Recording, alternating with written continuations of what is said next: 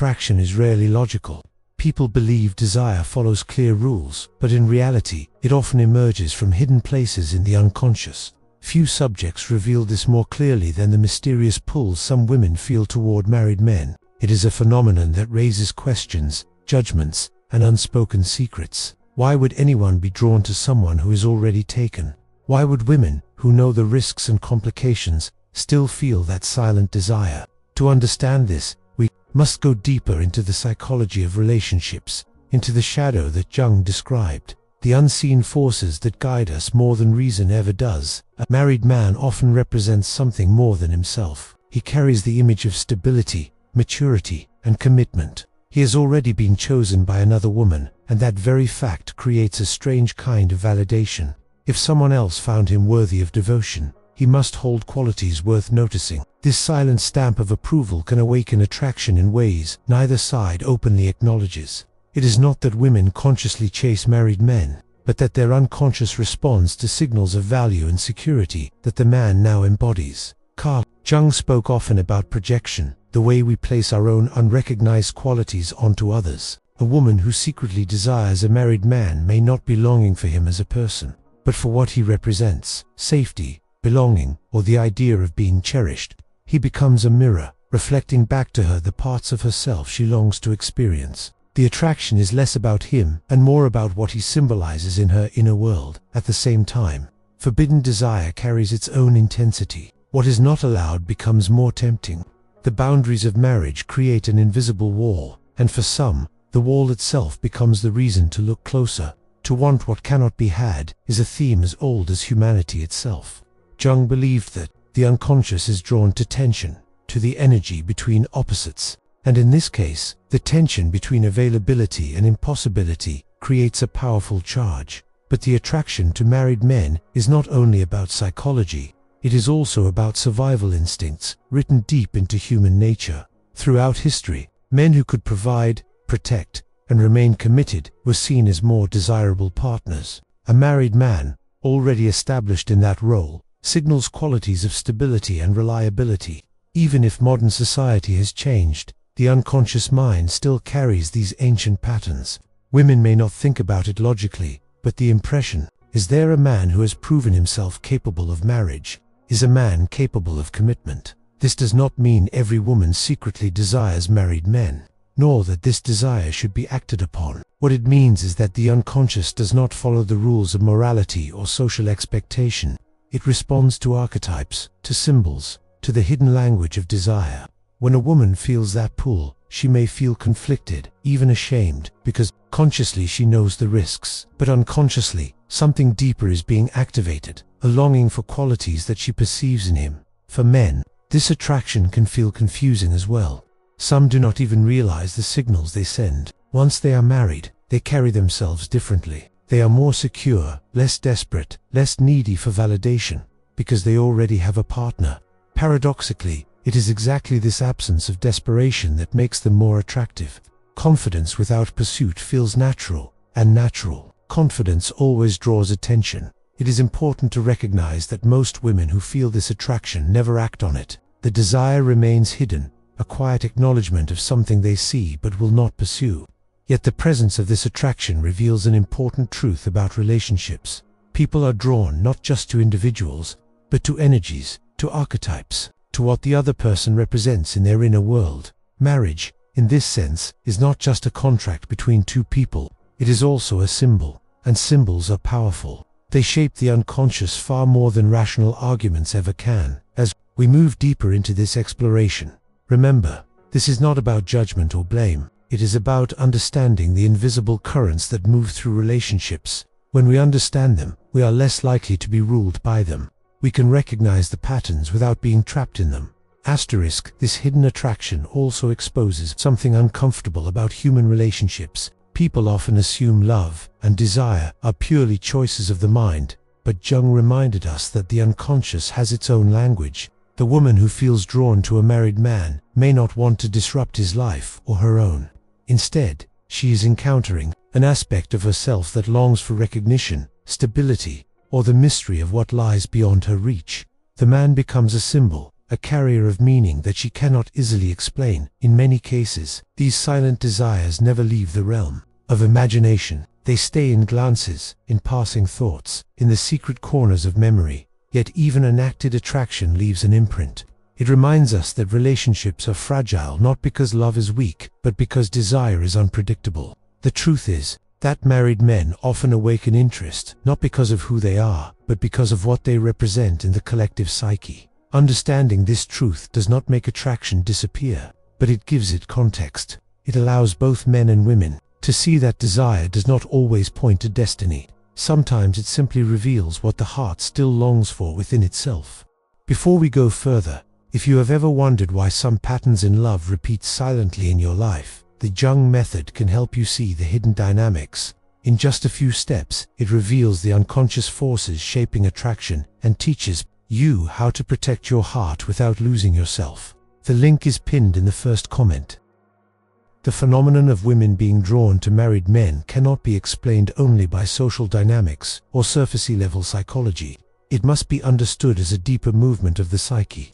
Jung believed that attraction is not merely a choice, but often a projection of the inner self onto another person. When a woman is pulled toward a man who already wears the ring of commitment, what she sees is often less about him and more about her own unconscious longing. A married man symbolizes completion. He embodies an archetype that women recognize at a level beneath words. The archetype of the protector, the provider, the chosen one. By virtue of being committed, he has passed an invisible test. Someone else has already declared him worthy of loyalty. That unspoken recognition makes him shine differently. He is not trying to prove himself, because marriage itself has already proven something. And in the psychology of attraction, proof matters more than words. Women often feel this attraction in ways they cannot admit, even to themselves. They may look at a married man and sense a steadiness, a calmness, an energy that feels grounded. Unlike single men who sometimes carry desperation, a married man radiates completion. He is not chasing validation, he already has it. Paradoxically, this absence of pursuit makes him more magnetic. Confidence that is not forced, attention that is not demanded, stability that is not staged. These are qualities that pull quietly but powerfully. But there is also another layer, the forbidden. The psyche is drawn to boundaries because boundaries create tension. To want what one cannot have awakens a special kind of fire. It is not simply desire, it is desire magnified by impossibility. Jung taught that tension between opposites carries enormous psychological energy. In this case, the opposition between availability and inaccessibility creates an attraction that feels sharper, more alive. The very fact that he is not supposed to be desired makes the desire stronger. Still, this attraction is rarely about the man himself. It is about what he represents in the unconscious of the woman. For some, he mirrors her longing for safety, for consistency, for belonging. For others, he mirrors the unfulfilled parts of her own story, the desire to be chosen, to be prioritized, to be the center of someone's devotion. In every case, the married man becomes less a person and more a symbol. He embodies a projection that has little to do with his reality and everything to do with her inner world. It is also worth noting that many married men appear more desirable because of how marriage changes them. The structure of partnership gives them a rhythm, a sense of responsibility, a groundedness that single life may not have provided. They learn patience, compromise, and consistency. These qualities make them more balanced, and balance itself is attractive. Women sense the difference between a man who is scattered and a man who is rooted, and they respond to that energy even if they do not consciously understand why. This does not mean that women wish to destroy marriages, nor that they seek out unavailable men intentionally. The majority never act on these desires. The attraction remains a whisper, a thought unspoken, but the existence of the desire reveals something profound, that the psyche responds to symbols, not rules. The unconscious does not know marriage contracts or social morality.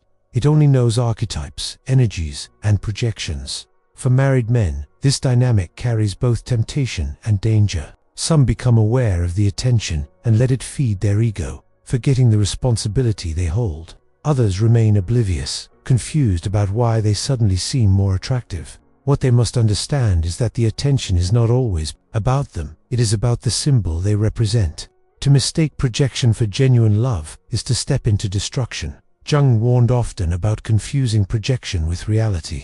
What we admire in others is often what we have not yet claimed within ourselves. For women who feel pulled toward married men, the truth is not that he holds their missing piece, but that he awakens the part of themselves that longs to be complete. The attraction is a teacher, showing them what they desire to embody in their own lives. The tragedy comes when attraction is mistaken for destiny.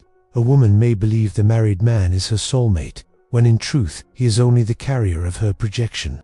Acting on this can create suffering for everyone involved. But if she pauses, if she reflects, she can use the attraction as a mirror. Instead of asking, "Why do I want him?" she can ask, "What part of myself is he reflecting back to me?"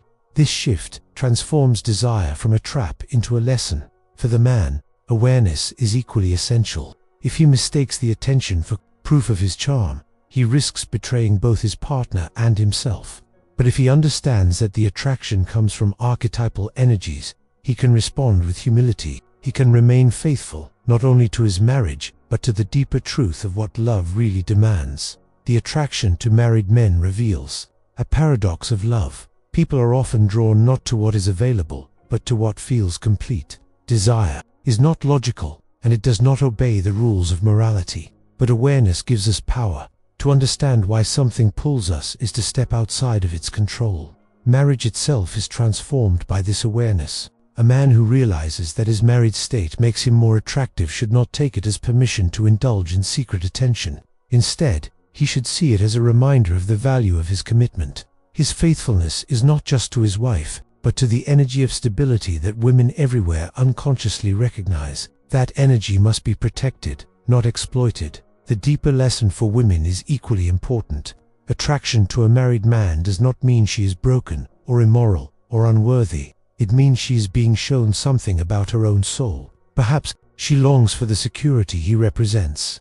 Perhaps she longs for the recognition he gives his wife. Perhaps she longs for the groundedness of commitment itself. These are not wrong desires. They are human, but they must be understood, not acted upon. In every case, the key is consciousness. Jung believed that what remains unconscious will rule our lives, and we will call it fate. When a woman becomes conscious of why she is drawn to a married man, she frees herself from being enslaved by the attraction. She can acknowledge it without being consumed by it. She can learn from it without being destroyed by it. Attraction will always carry mystery. It is not meant to be fully explained, only respected. The fact that married men attract secret desire does not mean marriage is flawed or that women are unfaithful. It means that human beings live in a world shaped by archetypes, by unconscious patterns, by longings that move beneath the surface.